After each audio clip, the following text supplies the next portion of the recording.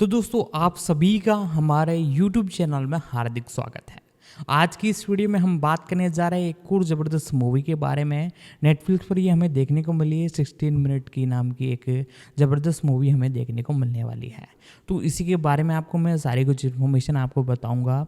साथ ही साथ दोस्तों इसी के साथ वीडियो को लाइक कर दीजिएगा, चैनल पर नए हो तो चैनल को सब्सक्राइब कर लीजिएगा, बेल आइकन दबाकर इसे ऑल पर सेट कर लीजिएगा। दोस्तों इसके बारे में अब जानना चालू करते हैं। हिरासत खोने से बचने के लिए बेताब एक मिश्रित मार्शल आर्ट सेनानी खतरनाक दुश्मन बन जाता है जब वह अपनी बेटी की जन्मदिन की पार्टी में भाग लेने के लिए मैचअप छोड़ देता है। 60 मिनट CBS टेलीविजन नेटवर्क पर प्रसारित होने वाली एक अमेरिकी टेलीविजन समाचार पत्रिका है। 1968 में शुरू हुआ ये कार्यक्रम डॉन हेविट और बिल लियोनार्ड द्वारा बनाया गया था, जिन्होंने रिपोर्टर केंद्रित जांच की एक अनूठी शैली का उपयोग करके इसे अन्य समाचार कार्यक्रमों से अलग किया। 2002 में 60 मिनट्स को टीवी गाइड की सभी समय के 50 महानतम टीवी शो की सूची में छठे स्थान पर रखा गया था। और 2013 में इसे पत्रिका की 60 सर्वश्रेष्ठ श्रृंखला की सूची में 24वें स्थान पर रखा गया था। पूरे समय 2-202-3 में वैरायटी ने 60 मिनट्स को अब तक के 20वें सबसे महान टीवी शो के रूप में स्थान दिया। 3 न्यूयॉर्क टाइम्स ने इसे अमेरिकी टेलीविजन पर सबसे सम्मानित समाचार पत्रिकाओं में से एक कहा है। 4. ये कार्यक्रम 1968 में माइक वालेस और हैरी रीजनर द्वारा आयोजित एक द्वि-साप्ताहिक टेलीविजन शो के रूप में शुरू हुआ।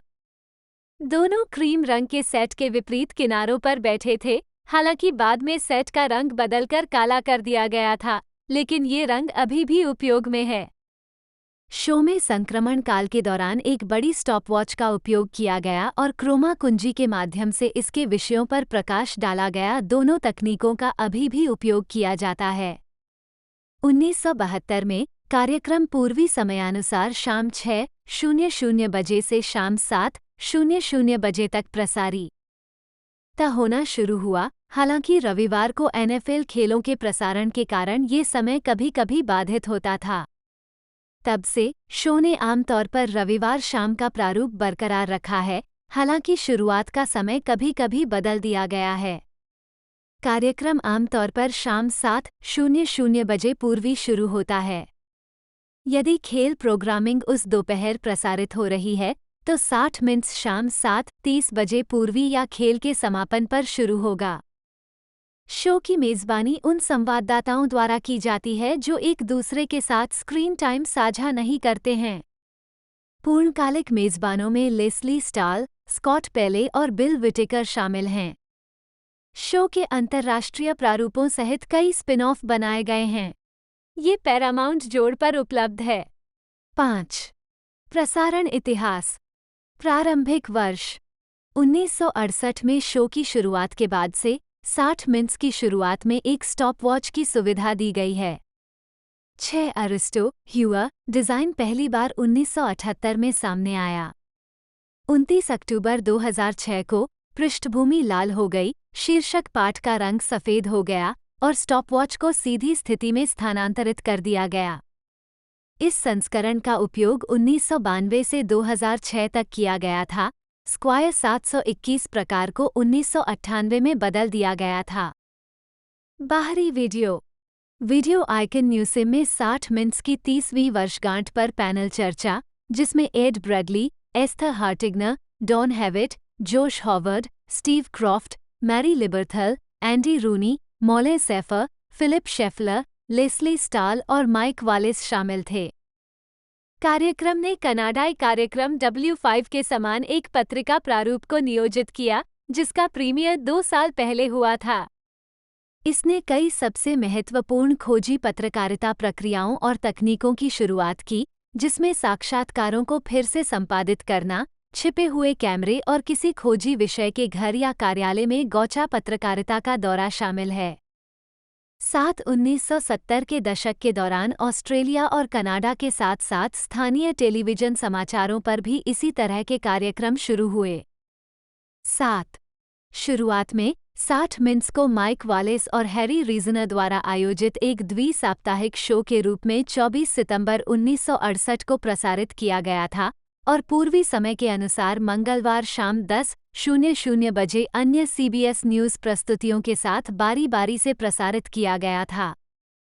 प्रथम संस्करण, जिसे रीजनर ने शुरुआत में टेलीविजन के लिए एक प्रकार की पत्रिका के रूप में वर्णित किया था, में निम्नलिखित खंड शामिल थे।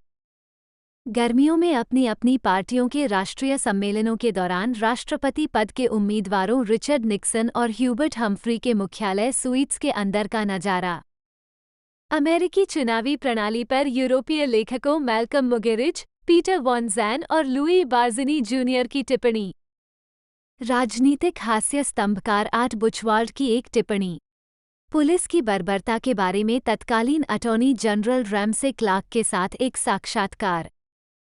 ए डिग्रेशन, एक संक्षिप्त स्क्रिप्टेड टुकड़ा जिसमें 2 छायादार पुरुष, उनमें से एक एंडी रूनी, राष्ट्रपति अभियान पर चर्चा करते हैं।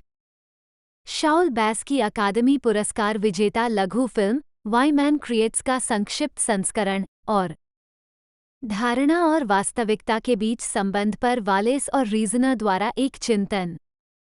वालेस ने कहा कि शो का उद्देश्य वास्तविकता को प्रतिबिंबित करना है। पहली पत्रिका कवर क्रोमा कुंजी 2 हेलमेटधारी पुलिसकर्मियों की तस्वीर थी, क्लार्क साक्षात्कार खंड के लिए। वालेस और रीजनर सेट के विपरीत किनारों पर कुर्सियों पर बैठे थे, जिसकी पृष्ठभूमि क्रीम रंग की थी, अधिक प्रसिद्ध काली पृष्ठभूमि, जो अभी भी 2020 तक उपयोग की जाती है, अगले वर्ष तक प्रकट नहीं हुई। लोगो हेल्वेटिका प्रकार में था, जिसमें मिनट शब्द सभी छोटे अक्षरों में लिखा गया था। शो से सबसे अधिक जुड़ा लोगो स्क्वायर 721 प्रकार में अपरकेस में मिनट के साथ प्रस्तुत किया गया, लगभग 1974 तक दिखाई नहीं दिया। इसके अलावा पत्रिका के रूपांकन को बढ़ाने के लिए निर्माताओं ने इसमें वॉल्यूम XX, नंबर XX जोड़ा।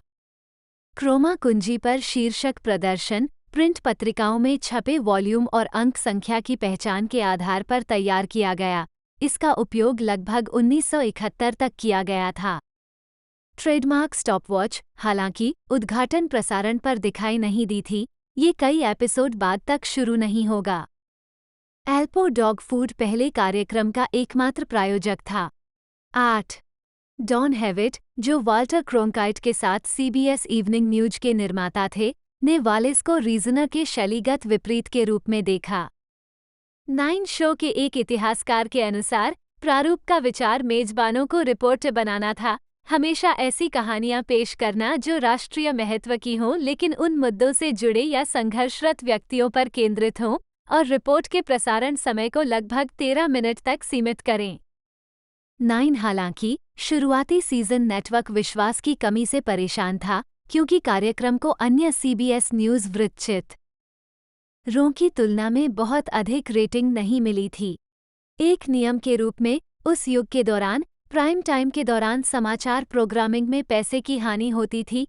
नेटवर्क ने मुख्य रूप से अपने समाचार विभागों की प्रतिष्ठा को बढ़ाने के लिए प्राइम टाइम में सार्वजनिक मामलों के कार्यक्रमों को निर्धारित किया, और इस प्रकार नियमित शाम के समाचार प्रसारण के लिए रेटिंग बढ़ाई, जिसे वृत्तचित्रों और इस तरह की तुलना में कहीं अधिक लोगों ने देखा। 60 मिनट्स ने अपने पहले 3 वर्षों के दौरान उस कलंक के तहत संघर्ष किया। कार्यक्रम के इतिहास में 60 मिनट में परिवर्तन काफी पहले ही आ गया था। जब रीजनर ने ABC के शाम के न्यूज़कास्ट के सह एंकर के रूप में CBS छोड़ दिया, वो 1978 में CBS और 60 मिनट्स में लौट आए। मौले सैफर 1970 में टीम में शामिल हो गए और उन्होंने कम आक्रामक कहानियों की रिपोर्टिंग के रीजनर के कर्तव्यों को संभाला। हालांकि जब रिचर्ड निक्सन ने प्रेस की पहुंच और रिपोर्टिंग को निशाना बनाना शुरू किया, तो साइगोन और लंदन में CBS न्यूज़ ब्यूरो के पूर्व प्रमुख सेफर ने भी कड़ी खोजी रिपोर्टें बनाना शुरू कर दिया, और अकेले 1970-71 सीजन के दौरान क्लस्टर बमों पर 60 मिनट की रिपोर्ट की गई। दक्षिण वियतनामी सेना, ड्राफ्ट डोजेस, नाइजीरिया, मध्य पूर्व और उत्तरी आयरलैंड। 10. प्राइम टाइम एक्सेस नियम और बाद के वर्षों से प्रभाव। लारा लोगान के साथ एक साक्षात्कार में वायुसेना प्रमुख जनरल नॉर्टन ए श्वार्ट्ज, 15 अप्रैल 2009। 1971 तक फेडरल कम्युनिकेशंस कमीशन (FCC) ने प्राइम टाइम एक्सेस नियम पेश किया, जिसने शीर्ष 50 बाजारों व्यवहार में संपूर्ण नेटवर्क में स्थानीय नेटवर्क सहयोगियों को सोमवार के माध्यम से नेटवर्क से आधे घंटे का प्राइम टाइम लेने से मुक्त कर दिया। शनिवार और रविवार को पूरा 1 घंटा। क्योंकि लगभग सभी सहयोगियों ने सार्वजनिक मामलों की प्रोग्रामिंग में वृद्धि के एफसीसी के इच्छित लक्ष्य के लिए उत्पादन लागत को बहुत अधिक पाया और रेटिंग और एसोसिएशन द्वारा विज्ञापन राजस्व को कम कर दिया, जिससे ये ज्यादातर लाभहीन हो गया। एफसीसी ने नेटवर्क लेखक समाचार और सार्वजनिक मामलों के लिए एक अपवाद बनाया।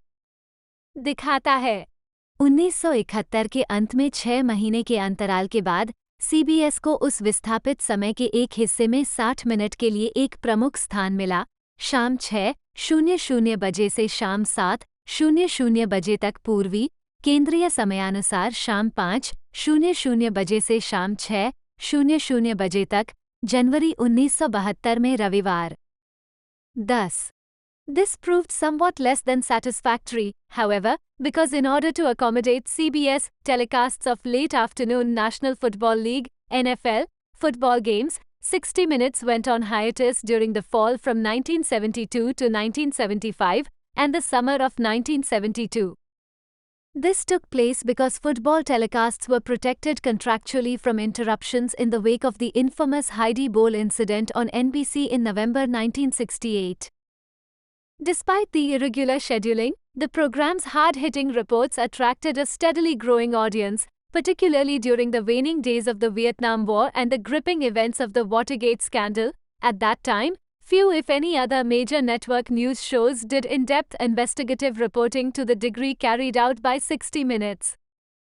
Eventually, during the summers of 1973 through 1975, CBS did allow the program back onto the prime-time schedule proper, on Fridays in 1973 and Sundays the 2 years thereafter, as a replacement for programs aired during the regular television season. It was only when the FCC returned an hour to the networks on Sundays for news or family programming, which had been taken away from them 4 years earlier, in a 1975 amendment to the access rule, that CBS finally found a viable permanent time slot for 60 Minutes. When the family-oriented drama 3 for the Road ended after a 12-week run in the fall, the news magazine took its place at 7, दोपहर के 12 बजे Eastern Time, 6, दोपहर के 12 बजे Central, on December 7, 1975 and has been aired at that time since then, making it not only the longest-running prime-time program currently in production, but also the television program, excluding daily programs such as evening newscasts or morning news talk shows, broadcasting for the longest length of time at a single time period each week in U.S. television history. Citation needed. This move, and the addition of then White House correspondent Dan Rather to the reporting team, made the program into a strong ratings hit and, eventually, a general cultural phenomenon. This was no less than a stunning reversal of the historically poor ratings performances of documentary programs on network television. By 1976, 60 Minutes became the top-rated program on Sunday nights in the US. By 1979, it had achieved the #1 spot among all television programs in the Nielsen ratings, unheard of before for a news broadcast in prime time. This success translated into great profits for CBS. Advertising rates increased from $17,000 per 30-second spot in 1975 to $175,000 in 1982. 11. कार्यक्रम कभी-कभी शाम 7:00 बजे के बाद शुरू नहीं होता है, जिसका मुख्य कारण CBS स्पोर्ट्स के लाइव खेल आयोजन होते हैं। NFL गेम के समापन पर 60 मिनट संपूर्ण रूप से प्रसारित होंगे और बाद के सभी कार्यक्रमों में देरी होगी। हालांकि, प्रशांत समय क्षेत्र में 60 मिनट्स हमेशा अपने निर्धारित समय पर शुरू होने में सक्षम होता है क्योंकि लाइव स्पोर्ट्स कवरेज दोपहर में पहले समाप्त हो जाता है। कार्यक्रम की सफलता ने CBS स्पोर्ट्स को कार्यक्रमों, जैसे कि मास्टर्स टूर्नामेंट के अंतिम दौर और NCAA पुरुष बास्केटबॉल टूर्नामेंट के दूसरे दौर और क्षेत्रीय फाइनल गेम को 60 मिनट में और बाकी नेटवर्क के प्राइम टाइम लाइनअप के लिए शेड्यूल करने के लिए प्रेरित किया है। रात चूंकि CBS AFC divisional round, AFC championship game या सुपर बाउल को छोड़कर रविवार को प्राइम टाइम में कोई भी खेल प्रोग्रामिंग प्रसारित नहीं करता है। 2012-2013 सीजन में एक नई NFL शेड्यूलिंग नीति को समायोजित करने के लिए कि डबल हेडर का दूसरा गेम शाम 4:25 बजे शुरू होगा, CBS ने 60 मिनट के निर्धारित प्रारंभ समय को पूर्वी समय या गेम में 7:30 बजे बदल दिया। निष्कर्ष: पूर्वी और मध्य समय क्षेत्र स्टेशनों के लिए जो उस विंडो में गेम प्राप्त कर रहे हैं। प्रारंभ का समय शाम 7:00 बजे पूर्वी, प्रशांत, या यदि कोई एकल गेम पूर्वी बाजारों में देर से प्रसारित हो रहा है तो खेल समापन उन स्टेशनों पर रहता है जो किसी दिए गए सप्ताह में देर से खेल प्रसारित नहीं कर रहे हैं, या पश्चिमी समय क्षेत्रों के लिए भले ही कोई हो। डबल हेडर प्रसारण 2023-2024 सीजन में शो में कभी-कभी 90 मिनट के एपिसोड होने लगे। 13. रेडियो प्रसारण और इंटरनेट वितरण 60 मिनट्स को कई पूर्व CBS रेडियो फ्लैगशिप स्टेशनों जैसे फिलाडेल्फिया में KYW, शिकागो में WBBM, डेट्रॉयट में WWJ, सैन फ्रांसिस्को में KCBS, सभी ऑडेसी इंक के स्वामित्व में, और बोस्टन में WBZ, iHeart मीडिया के स्वामित्व में पर भी एक साथ प्रसारित किया जाता है। एंकरेज आधारित स्टेशन KFQD स्थानीय CBS स्टेशन KAUU के साथ संबद्धता के हिस्से के रूप में 60 मिनट का प्रसारण करता है, जब ये स्थानीय स्तर पर उनकी सहयोगी CBS टेलीविजन नेटवर्क सहयोगी पर प्रसारित होता है। यहाँ तक कि मध्य और पूर्वी समय क्षेत्रों में भी ये शो शाम 7:00 बजे, 6:00 बजे सेंट्रल स्थानीय खेल कूद को छोड़कर पर प्रसारित होता है। प्री-एम्प्शन और ब्रेकिंग न्यूज कवरेज चलाएं। इससे कोई फर्क नहीं पड़ता कि CBS टेलीविजन पर शो कितनी देर तक विलंबित है, जिसके परिणामस्वरूप रेडियो श्रोता अक्सर टेलीविजन प्रसारण से पहले उन स्टेशनों पर शो सुनते हैं। विज्ञापन के बिना प्रत्येक प्रसारण का एक ऑडियो संस्करण पॉडकास्ट और iTunes स्टोर के माध्यम से वितरित किया जाने लगा। 23 सितंबर 2007 को प्रसारण शुरू हुआ। 14 60 मिनट का वीडियो पूर्ण एपिसोड सहित भी कई घंटों के बाद स्ट्रीमिंग के लिए उपलब्ध कराया गया है। कार्यक्रम का प्रारंभिक प्रसारण CBSNews.com और पैरामाउंट जोड़ पर हुआ। प्रारूप 60 मिनट्स में आमतौर पर बिना सुपरइम्पोज्ड ग्राफिक्स के 3 लंबी चौड़ी खबरें होती हैं। 2 कहानियों के बीच एक कमर्शियल ब्रेक है। प्रत्येक कहानी को एक ही विषय पर एक पत्रिका की कहानी के पन्नों जैसी पृष्ठभूमि के साथ एक सेट से पेश किया जाता है। कार्यक्रम अपनी स्वयं की जांच करता है और राष्ट्रीय समाचार पत्रों और अन्य स्रोतों द्वारा की गई जांचों का अनुसरण करता है। अपने प्रतिस्पर्धी 20/20 के साथ साथ पारंपरिक स्थानीय और राष्ट्रीय समाचार कार्यक्रमों के विपरीत 60 मिनट के पत्रकार किसी भी समय कैमरे पर अन्य 60 मिनट के पत्रकारों के साथ स्क्रीन साझा नहीं करते या उनसे बात नहीं करते। इससे पत्रकार और टेलीविजन दर्शक के बीच घनिष्ठता की एक मजबूत मनोवैज्ञानिक भावना पैदा होती है। प्रशस्ति पत्र आवश्यक। रिपोर्टिंग टोन 60 मिनट्स में 1950 के दशक की मौलिक CBS श्रृंखला सी इट नाउ की पत्रकारिता को एडवर्ड आर मुरो, जिसके लिए हेविट ने इसके पहले वर्षों में निदेशक के रूप में कार्य किया था, और एक अन्य मुरो कार्यक्रम पर्सन टू पर्सन के व्यक्तित्व प्रोफाइल का मिश्रण है। हेविट के शब्दों में 60 मिनट्स उच्च मुरो और निचले मुरो का मिश्रण है। 15 पॉइंट काउंटरपॉइंट खंड 1970 के दशक के अधिकांश समय में कार्यक्रम में पॉइंट काउंटरपॉइंट शामिल था, जिसमें एक उदारवादी और एक रूढ़िवादी टिप्पणीकार ने एक मुद्दे पर बहस की। इस खंड में मूल रूप से रूढ़िवादी पक्ष का प्रतिनिधित्व करने वाले जेम्स जे किलपैट्रिक और उदारवादी पक्ष का प्रतिनिधित्व करने वाले निकोलस वॉन हॉफमैन 16 थे। 1974 में वॉन हॉफमैन के चले जाने के बाद शाना अलेक्जेंडर 17 ने वॉन हॉफमैन की जगह ली थी।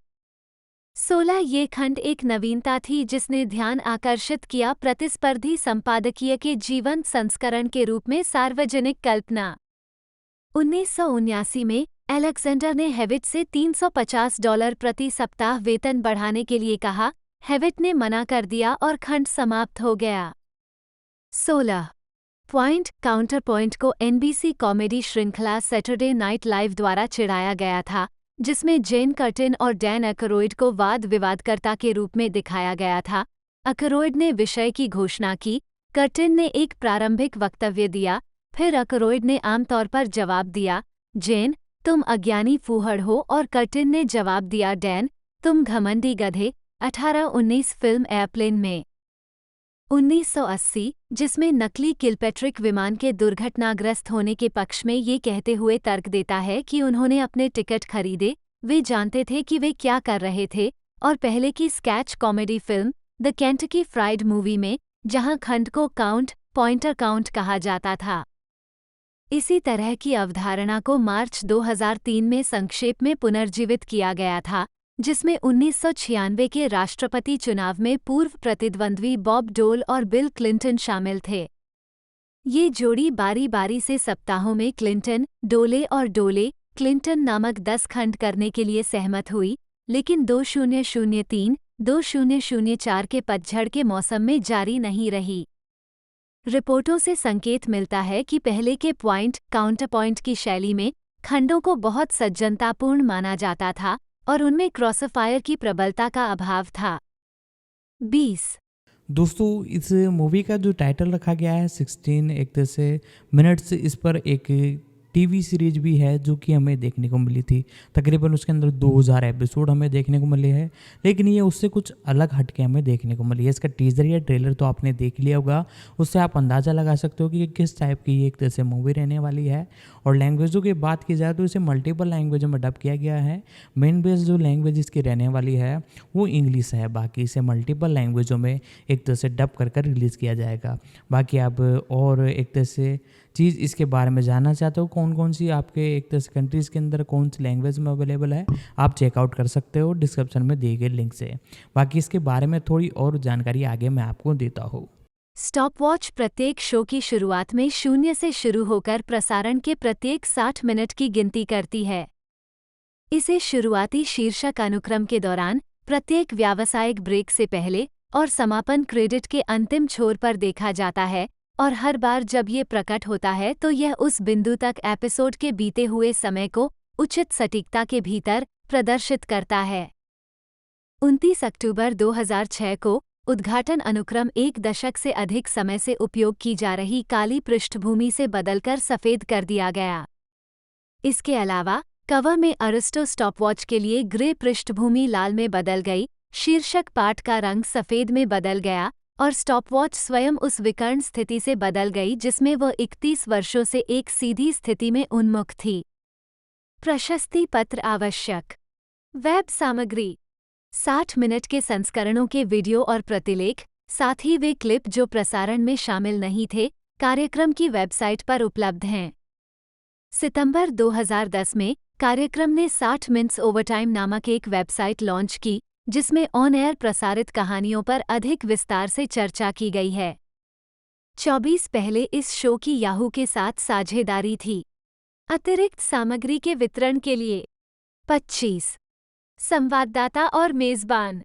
सत्यापन के लिए इस लेख हेतु अतिरिक्त उद्धरणों की आवश्यकता है।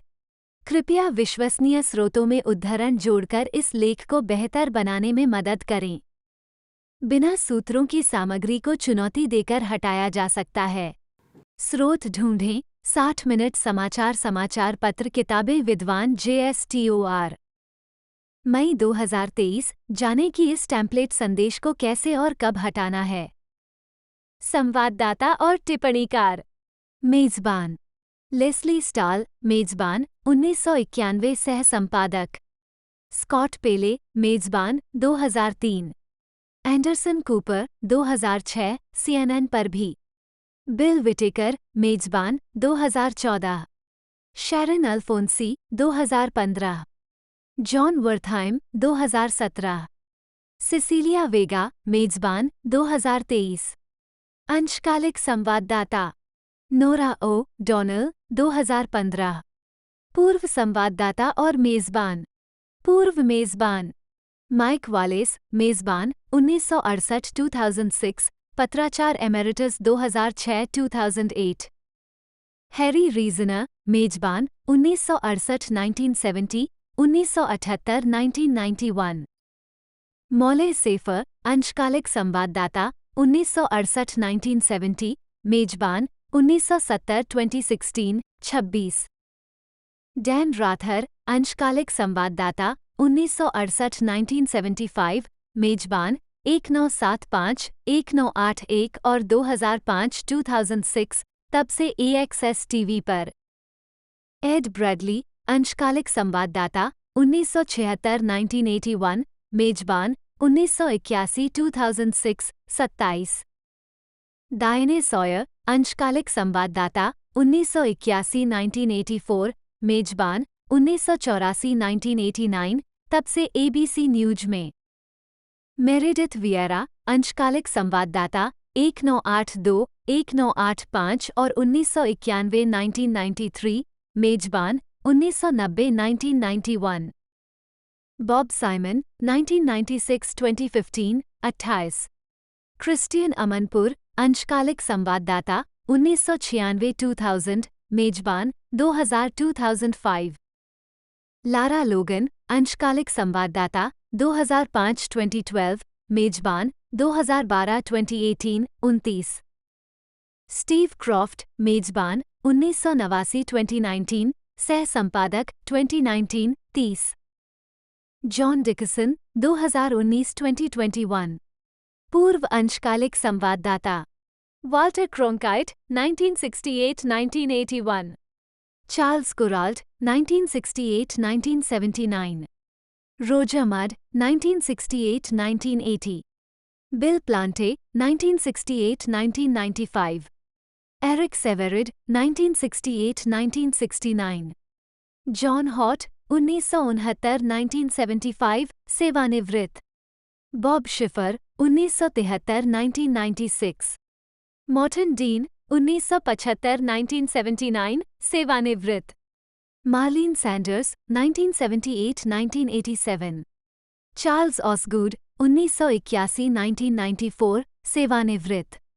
Forest Sawyer, 1985-1987। कोनी चुंग, 1990-1993, सेवानिवृत्त। पाउला जहान, 1990-1999। जॉन रॉबर्ट्स, 1992-2005, तब से फॉक्स न्यूज चैनल पर। रस मिशेल, 1995-1998, तब से क्लीवलैंड में WKYC में। Carol Marin, 1997-2002, 31।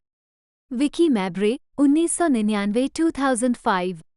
केटी Couric, 2006-2011। Charlie Rose, 2008-2017। Byron Pitts, 2009-2013, 32, तब से ABC न्यूज पर। संजय गुप्ता, 2011-2014, CNN से। Alison Stewart, 2012। Clarissa Ward, 2012-2015, CNN पर। ओप्रा विनफ्रे, 2017-2018। टिप्पणीकार 60 मिनट के टिप्पणीकारों में शामिल हैं जेम्स जे किलपैट्रिक, रूढ़िवादी वाद विवादकर्ता, 1971-1979।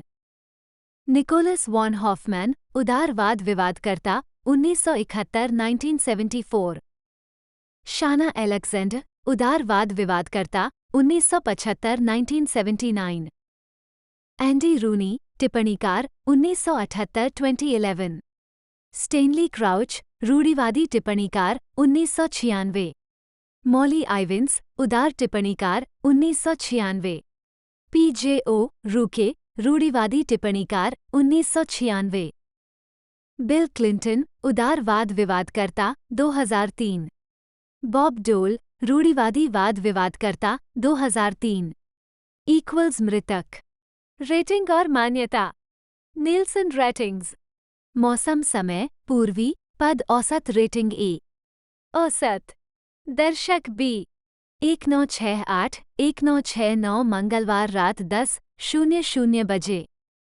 1969-1970 19701971 19711972 रविवार शाम 6:00 बजे 19721973 रविवार शाम 6:00 बजे जनवरी जून 1973 शुक्रवार शाम 8:00 बजे जून सितंबर 1973 19731974 रविवार शाम 6:00 बजे जनवरी जून 1974 रविवार रात 9:30 बजे जुलाई सितंबर 1974 19741975 रविवार शाम 6:00 बजे सितंबर 1974 जून 1975 रविवार रात 9:30 जुलाई सितंबर 1975 19751976 रविवार शाम 7:00 बजे 19761977 1821.9 सी 19771978 424.4 डी 19781979 625.5 19791980 128.4 19801981 19811982 227.7 19821983 125.5 1983 1984 224.2 1984 1985 422.2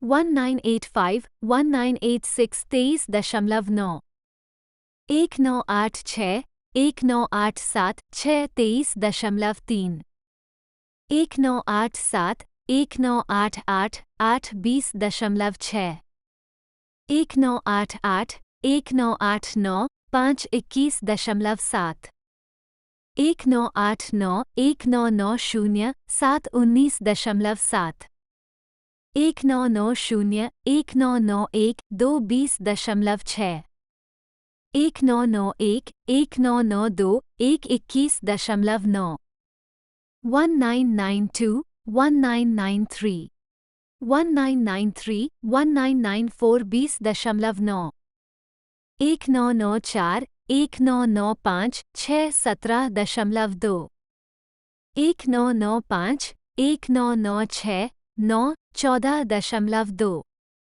1996 1997 1113.3 1997 1998 819.8 1998 1999 18.7 1999 2000 1117.1 2000 2001 1715.8 2001 2002 14.9 2002 2003 1913.4 2003 2004 1814.1 2004 2005 1913.9 2005 2006 2613.6 2006 2007 13.2 2007 2008 2312.8 2008 2009 1314.3 2009 2010 1913.3 2010 2011 1413.4 2011 2012 13.0 2012 2013 रविवार शाम 7:00 बजे या शाम 7:30 बजे यदि CBS में 4:25 बजे NFL गेम है 15-12.4 2013 2014 1412.1 2014 2015 1912.4 2015 2016 1512.3 2016 2017 1212.4 2017 2018 1511.6 2018 2019 1910.7 2019 2020 1510.5 घरों में 1997 से पहले, लाखों में 1997 के बाद, हवाई 5-0 से जुड़ा हुआ, चार्लीज एंजल्स और ऑल इन द फैमिली के साथ बंधा हुआ। दर्शकों की रेटिंग के आधार पर 1975 में वर्तमान टाइम स्लॉट में स्थानांतरित होने के बाद से 60 मिनट्स अमेरिकी टेलीविजन इतिहास का सबसे सफल कार्यक्रम है। 5 सीजन के लिए ये साल का शीर्ष कार्यक्रम था। यह उपलब्धि sitcom all in the family और द कॉस्बी से मेल खाती है। शो और केवल रियलिटी प्रतियोगिता श्रृंखला अमेरिकन आइडल से आगे निकल गया, जो 2003 2004 टेलीविजन सीजन से 2010 2011 सीजन तक लगातार 8 सीजन के लिए #1 शो रहा था। 60 मिनट्स लगातार 23 सीजन 1977-2000 के लिए शीर्ष 10 शो था, जो एक नायाब रिकॉर्ड है, और 2005 से 2008 को छोड़कर 1976 1977 सीजन के बाद से हर सीजन के लिए शीर्ष 20 में जगह बनाई है। 60 मिनट्स पहली बार 1976-77 सीजन के दौरान नीलसन टॉप 20 में शामिल हुआ। अगले सीजन में ये चौथा सबसे ज्यादा देखा जाने वाला कार्यक्रम था और 1979-80 सीजन तक यह नंबर 1 शो था। 33-21वीं सदी के दौरान यह नीलसन रेटिंग में शीर्ष 20 कार्यक्रमों और उच्चतम रेटिंग वाली समाचार पत्रिका में बना रहा। 16 नवंबर 2008 को नवनिर्वाचित राष्ट्रपति बराक ओबामा के साक्षात्कार वाले संस्करण ने कुल 25.1 मिलियन दर्शकों की संख्या अर्जित की। 6 अक्टूबर 2013 को प्रसारण, जो उस शाम Denver Broncos Dallas cowboy NFL game के कारण 44 मिनट की देरी से हुआ, ने 17.94 मिलियन दर्शकों को आकर्षित किया। इसके लीड इन के 28.32 मिलियन दर्शकों में से 63% को बरकरार रखा गया और यह 16 दिसंबर 2012 के बाद से सबसे ज्यादा देखा जाने वाला 60 मिनट का प्रसारण बन गया। 36-37 1 दिसंबर 2013 को प्रसारण, Broncos Kansas city chiefs game के कारण 50 मिनट की देरी को 18.09 मिलियन दर्शकों ने देखा। इसके NFL लीड इन का 66% बरकरार रखा, जिसने शाम 7:00 बजे के दौरान 28.11 मिलियन दर्शकों की कमाई की। घंटा 25 मार्च 2018 को स्टॉर्मी डैनियल्स के राष्ट्रपति डोनाल्ड ट्रंप के साथ उनके कथित संबंध पर विवरण देने वाले संस्करण को 22.1 मिलियन दर्शकों ने आकर्षित किया, जो 2008 के ओबामा साक्षात्कार के बाद सबसे अधिक है। कैंसस और ड्यूक के बीच CBS पर NCAA पुरुष बास्केटबॉल क्षेत्रीय फाइनल के ओवरटाइम में जाने के कारण प्रसारण में देरी हुई। 39-40 मान्यता एमी पुरस्कार 26 जून 2017 तक 60 मिनट्स ने कुल 138 एमी पुरस्कार जीते थे, जो US प्राइम टाइम कार्यक्रमों के लिए एक रिकॉर्ड था। 33-41 पीबॉडी पुरस्कार 60 मिनट्स लाइफलाइन के लिए 68वें वार्षिक पीबॉडी अवार्ड्स में हेनरी शूस्टर कार्यक्रम ने ऑल इन द फैमिली, सरकार और सैन्य ठेकेदारों द्वारा दुर्व्यवहार की जांच सहित खंडों के लिए 20 पीबॉडी पुरस्कार जीते हैं। CIA की कोकीन, जिसने नशीली दवाओं की तस्करी में CIA की भागीदारी को उजागर किया। फ्रेंडली फायर, खाड़ी युद्ध में दोस्ताना आग की घटनाओं पर एक report. The Duke rape case 2006 में एक off campus lacrosse team party में बलात्कार के आरोपों की जांच। और द किलिंग्स इन हदीथा, अमेरिकी नौसैनिकों द्वारा इराकी नागरिकों की हत्या की जांच। 42 अन्य पुरस्कार शो को अपने सेगमेंट द ऑस्प्रे के लिए एक खोजी रिपोर्टर और संपादक पदक मिला, जिसमें V-22 ऑस्प्रे विमान में घातक खामियों के समुद्री कवर अप का दस्तावेजीकरण किया गया था।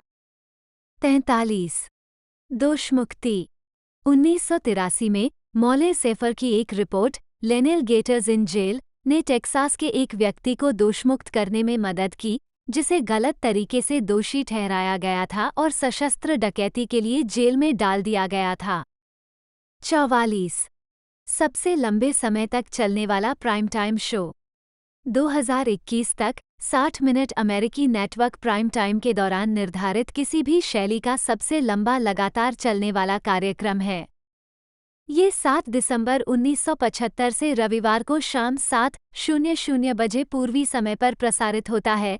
हालांकि 2012 के बाद से यदि CBS सहयोगी के पास देर से NFL गेम है तो ये रविवार को शाम 7:30 बजे पूर्वी समय पर प्रसारित होता है। मीट द प्रेस की शुरुआत 1947 में प्राइम टाइम में हुई, लेकिन 1965 से यह एक दिन का कार्यक्रम रहा है। वॉल्ट डिज्नी एंथोलॉजी टेलीविजन श्रृंखला, जिसका प्रीमियर 1954 में हुआ था, और हॉलमार्क हॉल ऑफ फेम, जो 1951 से प्रसारित हो रहा है, 60 से अधिक समय से प्रसारित हो चुका है। मिन्स, लेकिन उनमें से कोई भी प्राइम टाइम में लगातार प्रसारित नहीं हुआ है। प्रशस्ति पत्र आवश्यक।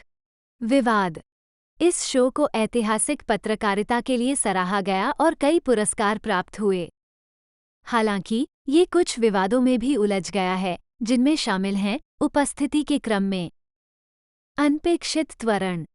23 नवंबर 1986 को 60 मिनट्स ने एक लोकप्रिय German luxury car Audi 5000 automobile के संबंध में हेविट द्वारा हरी झंडी वाला एक खंड प्रसारित किया। कहानी में ब्रेक पैडल दबाए जाने पर अप्रत्याशित त्वरण की कथित समस्या को शामिल किया गया है, जिसमें उन 6 लोगों के भावनात्मक साक्षात्कार शामिल हैं जिन्होंने अपनी कारों के दुर्घटनाग्रस्त होने के बाद ऑडी असफल पर मुकदमा दायर किया था, जिसमें एक महिला भी शामिल थी जिसका 6 वर्षीय बेटा मारा गया था।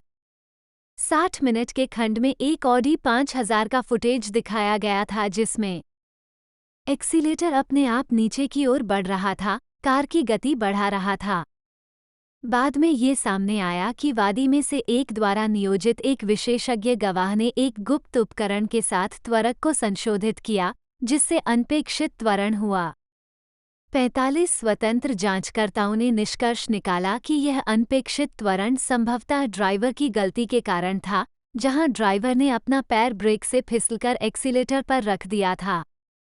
ऑडी और स्वतंत्र पत्रकारों द्वारा किए गए परीक्षणों से पता चला कि थ्रॉटल पूरी तरह से खुला होने पर भी अगर ब्रेक का वास्तव में उपयोग किया जा रहा हो तो कार रुक जाएगी। 46 the internet is infected episode और झूठी हैकर फोटो।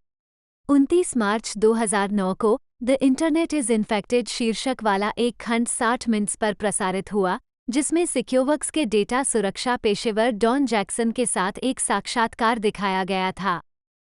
जैक्सन ने स्वयं कार्यक्रम में घोषणा की कि उसके काम का एक हिस्सा दुश्मन को जानना है। हालांकि साक्षात्कार के दौरान जैक्सन ने फिनिश उच्च स्तरीय व्यापक स्कूल के विद्यार्थियों की एक तस्वीर दिखाई और उन्हें रूसी हैकर्स के रूप में गलत पहचाना। 68 फोटो में बच्चों में से एक ने फिनलैंड के हथियारों के कोट के साथ एक जैकेट पहना है। दूसरा व्यक्ति टोपी पहनता है जिस पर स्पष्ट रूप से बियर के फिनिश ब्रांड कर्जला का लोगो है। ताइवलकोस्की में स्कूल के प्रिंसिपल ने पुष्टि की कि यह तस्वीर कार्यक्रम के प्रसारण से लगभग 5 साल पहले स्कूल में ली गई थी। 69 फोटो की सटीक उत्पत्ति अज्ञात है, लेकिन ये फिनलैंड में व्यापक रूप से जानी जाती है। मूल रूप से 2000 के दशक की शुरुआत में finish social networking site IRC Galleria पर पोस्ट की गई थी। ये पूरे फिनिश इंटरनेट समुदायों में फैल गया और यहाँ तक कि कुछ देशभक्तिपूर्ण शीर्षक वाली लेकिन जानबूझकर गलत वर्तनी वाली नकली साइटें भी उत्पन्न हुई।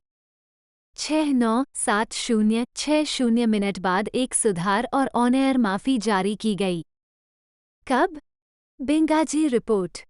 2012 के बेंगाजी हमले के बाद 60 मिनट्स ने 27 अक्टूबर 2013 को संवाददाता लारा लोगन की एक रिपोर्ट प्रसारित की, जिसमें ब्रिटिश सैन्य ठेकेदार डायलन डेविस, जिसे सीबीएस ने छद्म नाम मॉर्गन जोन्स के तहत पहचाना, ने बेंगाजी परिसर में कई घंटों की दौड़ का वर्णन किया।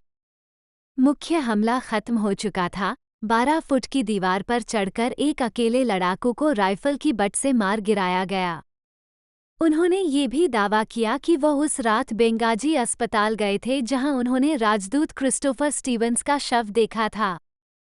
रिपोर्ट के बाद के दिनों में डेविस के व्यक्तिगत कार्यों को चुनौती दी गई। 71 एफबीआई, जिसने कई बार डेविस का साक्षात्कार लिया था और उसे एक विश्वसनीय स्रोत माना था, 72 ने कहा कि डेविस ने जो विवरण उन्हें दिया था वह 60 मिनट्स में उसके द्वारा बताए गए विवरण से भिन्न था। डेविस अपनी कहानी पर कायम रहे। 73 लेकिन असंगतता ने अंततः 60 मिनट्स को यह निष्कर्ष निकालने के लिए प्रेरित किया कि डेविस को अपनी रिपोर्ट में शामिल करना एक गलती थी। शो ने एक सुधार जारी किया।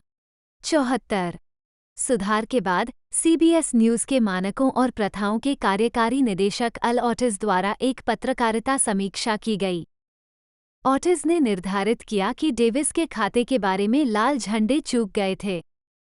75 डेविस ने कार्यक्रम के बारे में बताया था और अपनी पुस्तक में लिखा था कि उसने अपने नियोक्ता को अपने कार्यों का एक वैकल्पिक संस्करण बताया था, जिसने कहा था कि उसने मांग की थी कि जब हमला सामने आए तो वह अपने बेंगाजी विला के अंदर रहे। उस वैकल्पिक संस्करण को अमेरिकी अधिकारियों के साथ साझा किया गया था। 60 मिनट्स ये साबित करने में असमर्थ रहे कि डेविस ने उन्हें जो कहानी बताई थी वह सच थी। 76 डेविस की पुस्तक द एम्बेसी हाउस, सीबीएस की साइमन और शूस्टर इकाई का हिस्सा, थ्रेशोल्ड एडिशन द्वारा 60 मिनट की रिपोर्ट के 2 दिन बाद प्रकाशित की गई थी। 60 मिनट्स द्वारा सुधार जारी करने के बाद इसे अलमारियों से हटा लिया गया। 77 26 नवंबर 2013 को बेंगाजी रिपोर्ट में त्रुटियों के कारण लोगन को अनुपस्थिति की छुट्टी लेने के लिए मजबूर होना पड़ा। 76 लोगन महीनों बाद काम पर लौटे। 78 एनएसए रिपोर्ट 15 दिसंबर 2013 को 60 मिनट्स ने राष्ट्रीय सुरक्षा एजेंसी एनएसए पर एक रिपोर्ट प्रसारित की, जिसकी व्यापक रूप से आलोचना की गई। 79 इसे झूठा 80 और पफ पीस बताया गया। 81-82 यह कहानी जॉन मिलर द्वारा रिपोर्ट की गई थी, जो कभी राष्ट्रीय खुफिया निदेशक के कार्यालय में काम करते थे। टेस्ला ऑटोमेकर रिपोर्ट 30 मार्च 2014 को 60 मिनट्स ने Tesla model S luxury electric automobile पर एक कहानी प्रस्तुत की, जिसमें स्कॉट पेले ने कार ब्रांड के साथ साथ उनकी कंपनी स्पेसएक्स के संबंध में सीईओ एलोन मस्क के साथ एक साक्षात्कार आयोजित किया। एक दिन के भीतर ऑटोमोटिव ब्लॉग साइट जलोपनिक ने बताया कि कहानी के दौरान दिखाए गए कार के फुटेज के साथ आने वाली आवाजें वास्तव में फुटेज पर डब किए गए पारंपरिक गैसोलीन इंजन की आवाजें थीं, जबकि वास्तव में इलेक्ट्रिक कार ऐसी कोई आवाज नहीं निकालती है। 83 सीबीएस ने एक बयान जारी कर बताया कि ध्वनि एक ऑडियो संपादन त्रुटि का परिणाम थी और बाद में ध्वनि को टुकड़े के ऑनलाइन संस्करण से हटा दिया गया। हालांकि कई समाचार आउटलेट्स, साथ ही जलोपनिक ने भी 2013 में टेस्ला मोटर्स और न्यूयॉर्क टाइम्स से जुड़े इसी तरह के घोटाले को ध्यान में रखते हुए इस स्पष्टीकरण की प्रामाणिकता पर संदेह व्यक्त किया। 84-85 यौन उत्पीड़न सीबीएस समाचार प्रमुख लेस मूनवेस के इस्तीफे के बाद सीबीएस में यौन उत्पीड़न की जांच, जिसमें 60 मिनट्स भी शामिल है, में निर्माताओं जेफ फेजर और डॉन हेविट के व्यवहार से उत्पन्न लंबे समय से चल रहे यौन उत्पीड़न के मुद्दों के सबूत सामने आए। 86-87 फ्लोरिडा कोविड-19 वैक्सीन रोल आउट अप्रैल 2021 में फ्लोरिडा के गवर्नर रॉन डेसेंटिस और राज्य के कोविड-19 वैक्सीन रोल आउट पर 60 मिनट में शेरिन अल्फोंसी की कहानी को ये सुझाव देने के लिए आलोचना का सामना करना पड़ा कि सुपरमार्केट श्रृंखला पब्लिक्स द्वारा डेसेंटिस के पुनः चुनाव अभियान के लिए दान ने वैक्सीन के लिए पब्लिक स्टोर्स के साथ फ्लोरिडा की साझेदारी को प्रभावित किया। वितरण 888990 इसके बाद पाम बीच काउंटी के मेयर डेव कनर ने 60 मिनट्स पर जानबूझकर गलत जानकारी देने का आरोप लगाया। 89 जबकि न्यूयॉर्क पोस्ट के करोल कोविज ने अल्फोंसी को राजनीतिक कार्यकर्ता के रूप में पेश किया। खंड में 91 60 मिनट्स के एक प्रवक्ता ने आरोप पर डेसेंटिस की प्रतिक्रिया को शामिल करने के लिए कहानी का बचाव किया। 88 पॉलिटिफैक्ट ने कहा कि राज्य ने टीकों को वितरित करने के लिए पब्लिक्स के साथ साझेदारी क्योंकि इस पर डेसेंटिस की टिप्पणियों को हटाकर क्लिप को भ्रामक संपादन माना जा सकता है। 92 चेहरे की पहचान रिपोर्ट 16 मई 2021 को पुलिस द्वारा उपयोग की जाने वाली चेहरे की पहचान तकनीक में खामियों पर एंडरसन कूपर की कहानी 60 मिनट में, जिसके परिणामस्वरूप रंग के लोगों की गलत पहचान हुई, इस क्षेत्र में अग्रणी काली महिला शोधकर्ताओं को श्रेय देने से इनकार करने के लिए प्रतिक्रिया मिली। एल्गोरिथम जस्टिस लीग द्वारा जानबूझकर प्रमुख अश्वेत महिला एआई शोधकर्ताओं जॉय बुलामविनी, डॉक्टर टिमनिट गैब्रू और इनियोलुवा डेबोरा राजी के अभूतपूर्व और पुरस्कार विजेता काम को बाहर करने के लिए इस खंड की आलोचना की गई थी। 93 इस सेगमेंट में काली महिलाओं को उनके अग्रणी काम के लिए श्रेय देने में विफल रहने के लिए पाखंड की आलोचना की गई थी, जिसमें इस बात पर प्रकाश डाला गया था कि कैसे चेहरे की पहचान करने वाला सॉफ्टवेयर अक्सर काले, एशियाई और महिला चेहरों को छोड़ देता है। सीबीएस ने बाद में एक बयान जारी कर बताया कि खंड की समय सीमा के कारण इन शोधकर्ताओं को शामिल नहीं किया गया था। 94 स्पिन ऑफ मुख्य 60 मिनट शो ने पिछले कुछ वर्षों में कई स्पिन ऑफ बनाए हैं।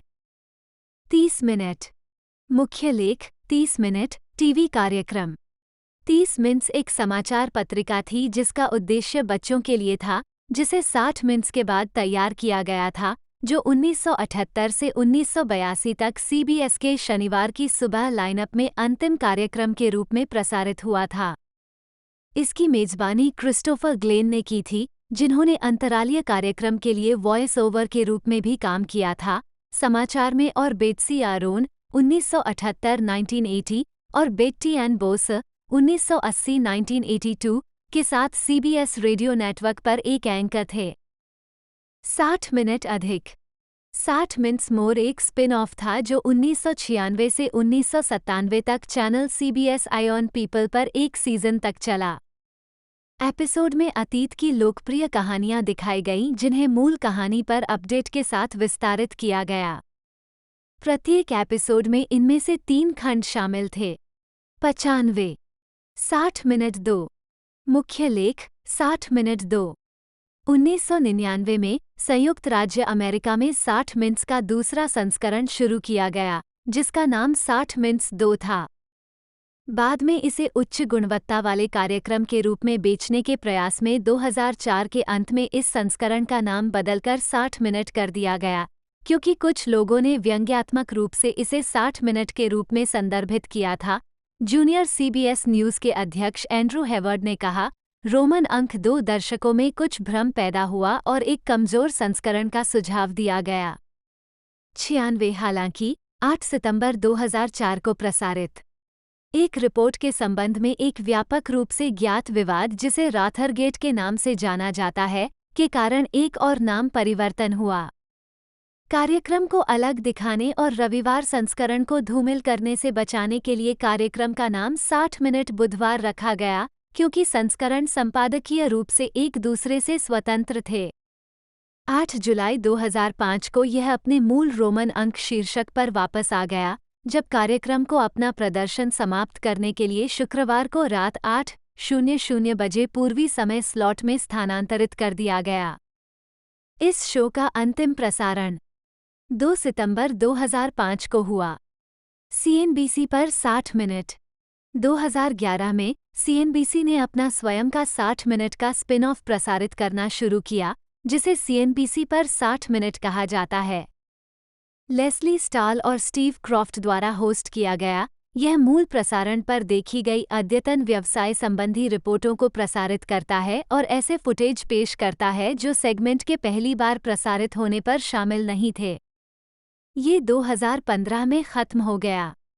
60 मिनट का खेल मुख्य लेख 60 मिनट का खेल 2013 में CBS के सहयोगी premium television network show time ने 60 मिनट्स स्पोर्ट्स का प्रीमियर किया, जो एक मासिक स्पिन ऑफ था जो शो के अभिलेखागार से खेल संबंधी कहानियों और क्लासिक साक्षात्कारों पर केंद्रित था। CBS स्पोर्ट्स की हस्तियों ने भी कार्यक्रम में योगदान दिया। स्पिन ऑफ को HBO के रियल स्पोर्ट्स का प्रतिस्पर्धी माना जाता था। इसे जनवरी 2017 में रद्द कर दिया गया था। 9/7, 9/8, 9/9, 6 में 60। जून 2020 में शो ने क्विबी पर 60 में 6 लॉन्च किया, जिसमें मूल साप्ताहिक 6 मिनट के कार्यक्रम शामिल थे। संवाददाता एनरिक एसेवेडो, सेठ डोन, वेस्ले लोरी और लॉरी सेगल थे। 101 इसे मूल रूप से अप्रैल 2020 में लॉन्च करने के लिए निर्धारित किया गया था। 102 21 जून 2020 को 60 में 6 के प्रसारण पर डोइन ने CBS न्यूज़ बैटल्स COVID शीर्षक से शो के COVID 19 के संपर्क को कवर किया। 103 लेख से पता चला कि CBS न्यूज़ ने मार्च 2020 की शुरुआत में 60 में 6 के लिए प्रचार सामग्री का नामांकन शुरू करने के लिए सिएटल और रोम सहित कर्मचारियों को भेजा था। इससे COVID 19 पॉजिटिव लोग CBS कर्मचारियों के निकट संपर्क में आ गए। परिणामस्वरूप CBS ब्रॉडकास्ट सेंटर और मैनहट्टन में कई अन्य इमारतें अस्थायी रूप से बंद कर दी गईं। 104 क्विबी दिसंबर 2020 में दिवालिया हो गया और इसके साथ ही कार्यक्रम समाप्त हो गया। 60 मिनट जोड़। मार्च 2021 में पैरामाउंट जोड़ का प्रीमियर 60 मिनट्स जोड़ हुआ, जो युवा दर्शकों के लिए एक साप्ताहिक स्पिन ऑफ था। 60 में 6 से संवाददाता इस स्पिन ऑफ के लिए लौटे, साथ ही निर्माता जॉनथन ब्लेकली भी।